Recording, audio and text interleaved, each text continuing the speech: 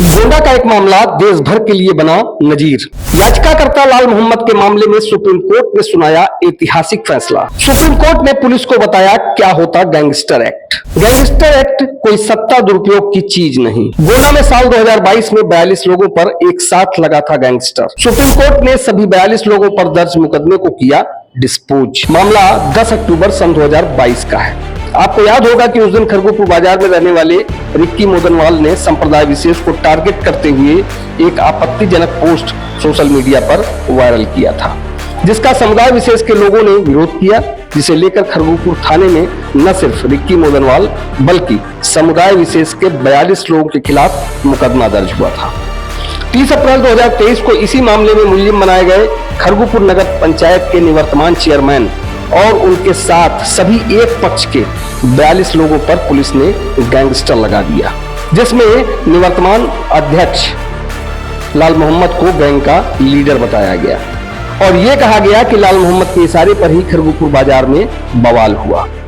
Police की इसी एक पक्षी और बगैर सोची समझे की गई कार्रवाई को गैंगस्टर एक्ट के तहत मुलजिम बने गैंग लीडर लाल मोहम्मद ने सुप्रीम कोर्ट में चुनौती दे दी और इसकी एक याचिका दाखिल कर दी, जिस पर 2 साल तक चली बहस और सुनवाई के बाद जो फैसला सुप्रीम कोर्ट ने सुनाया वो पूरे देश के लिए नजीर बन गया, क्योंकि सुप्रीम कोर्ट ने न सिर्फ 42 लोगों के खिलाफ गैंगस्टर एक्ट में दर्ज मुकदमे को ही डिस्पोज कर दिया, बल्कि पुलिस को भी गैंगस्टर एक्ट की पूरी परिभाषा बताई, जिसका इस्तेमाल किसी भी सूरत में किसी के उत्पीड़न और उसके दुरुपयोग के लिए नहीं किया जा सकता।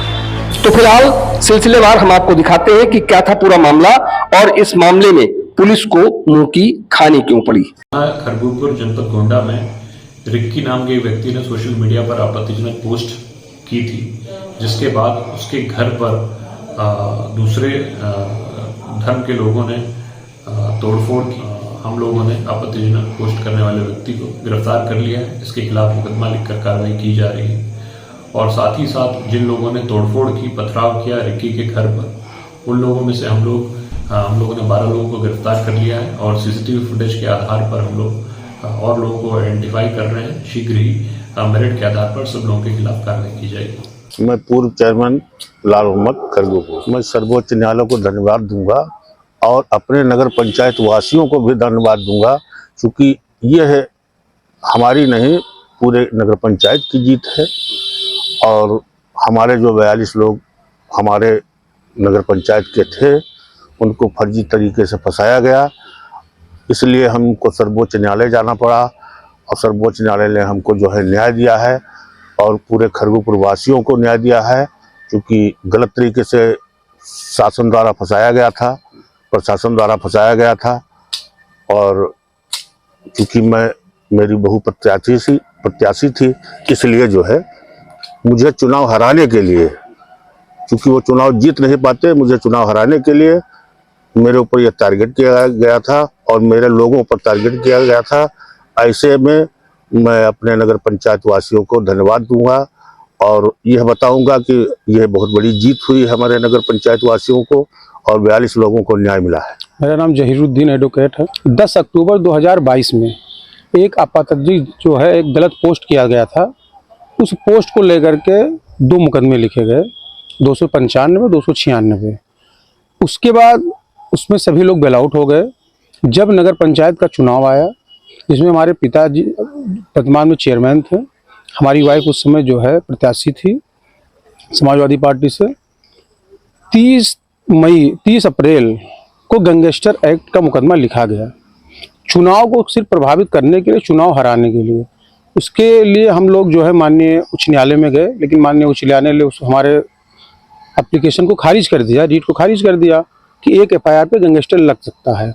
लेकिन माननीय सर्वोच्च न्यायालय जब हम गए तो माननीय सर्वोच्च न्यायालय ने उस आदेश को हमारे पक्ष में करते हुए एफआईआर को क्वेश्चन किया और देश के लिए एक नज़ीर बना दिया। जितने भी अभी तक आदेश आए थे एक एफआईआर के लिए, वो सारे आदेश प्रभावी निष्क्रिय हो गए और इस आदेश को प्रभावी कर दिया गया कि उत्तर प्रदेश में अगर एक अपराध के मामले को लेकर अगर मुकदमा लिखा जाता है गैंगस्टर एक्ट का, तो वो नहीं माना जाएगा, क्योंकि उसके लिए आपको ये दिखाना होगा कि ये लोग जो मुकदमे में दिखाया जा रहा है ये सभी लोग अपराधी हों और उसके लिए 2-4 मुकदमे हों और लगातार इनका संगठन सक्रिय हो, तो लिखा जाएगा, क्योंकि चुनाव को हराने के लिए हम लोगों को जो है बैक करने के लिए ये सारा काम किया गया और उस पर हमको पूरा न्यायपालिका पे भरोसा था, जिसको हमारे पक्ष में किया गया, न्यायपालिका ने किया। यानी सर्वोच्च न्यायालय ने हमको FIR को कोर्स किया, उसमें 42 लोग थे, सभी एक ही संप्रदाय के थे। 10 अक्टूबर 2022 को हुई थी उस घटना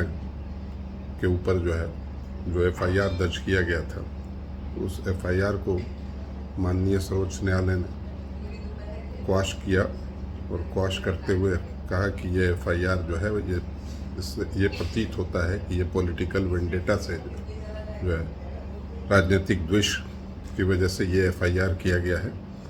और इस FIR में जो FIR 294/2022 है, उस FIR में जो घटना वर्णित है उससे ये प्रतीत होता है कि ये कोई ऑर्गेनाइज्ड क्राइम नहीं था। Lal Mohammad versus state of UP एक ऐसा फैसला जो चर्चा का विषय बना हुआ है। हम सभी ऑनरेबल सुप्रीम कोर्ट के इस फैसले का स्वागत करते हैं। इस फैसले के जरिए ऑनरेबल सुप्रीम कोर्ट ने ये क्लियर कर दिया कि यूपी गैंगस्टर्स एक्ट जैसे कानूनों का इस्तेमाल मनमाने ढंग से या राजनीतिक प्रतिशोध के लिए नहीं किया जा सकता। लाल मोहम्मद, उनके अलावा 40 अन्य किसी भी ऑर्गेनाइज्ड क्राइम का हिस्सा नहीं थे, उनकी कोई क्रिमिनल हिस्ट्री नहीं थी। एक अकेली घटना, वो भी एक स्पॉन्टेनियस प्रोटेस्ट के दौरान, ऐसे कठोर कानून को लागू करने का आधार नहीं हो सकती।